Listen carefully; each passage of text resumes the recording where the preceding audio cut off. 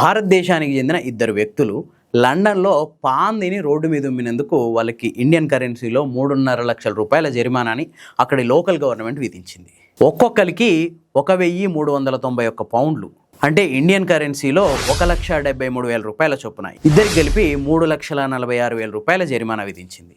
అసలు ఎందుకు ఈ పరిస్థితి ఎందుకు వచ్చిందంటే అక్షిత్ కుమార్ భద్రే పటేల్ అట్లాగే హితేష్ పటేల్ వీళ్ళిద్దరూ లండన్లో ఉంటున్నారు. 2025 జూన్ నెలలో అక్కడున్న కింగ్స్బరీ అనే ఒక రోడ్లో వెళ్తూ పాందిని ఉమ్మేసిన తర్వాత అక్కడున్న అధికారులు గుర్తించి ఈ కేసు కోర్టుకు తీసుకెళ్లి కోర్టు ద్వారా వీళ్ళకి ఒక్కొక్కరికి 100 పౌండ్ల చొప్పున జరిమానా విధించారు. కానీ వీళ్ళు ఏం చేశారంటే అసలు ఆ కోర్టు ఆదేశాలని పట్టించుకోలేదు. అంతేకాదు కోర్టు విచారణకు కూడా హాజరు కాలేదు. ఆ విధించిన 100 పౌండ్ల జరిమానాను కూడా అసలు పట్టించుకోలేదు. దాంతో లండన్ లోకల్ గవర్నమెంట్ ఇంకోసారి కోర్టుకు వెళ్ళింది. ఈసారి కోర్టు ఒక్కొక్కరికి 1,391 పౌండ్ల చొప్పున జరిమానా విధించింది. వాస్తవానికి గతంలో ఇంత రిస్ట్రిక్షన్స్ ఉండకపోయాయి.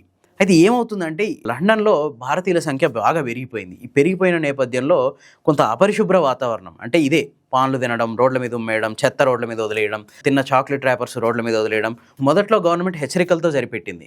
కానీ అయినా కూడా పద్ధతి మారలేదు. మనోళ్ళు ఎట్లా ఇండియాలో ఎట్లయితే దారుణంగా బిహేవ్ చేస్తారో, తిని రోడ్డు మీద అట్టితొక్క పడేసుకుంటూ వెళ్ళిపోతారో అక్కడ కూడా పరిస్థితులు అక్కడి వరకు వచ్చినాయి. దాంతో జీరో టాలరెన్స్ విధానాన్ని అక్కడున్న లోకల్ గవర్నమెంట్ ప్రవేశపెట్టింది.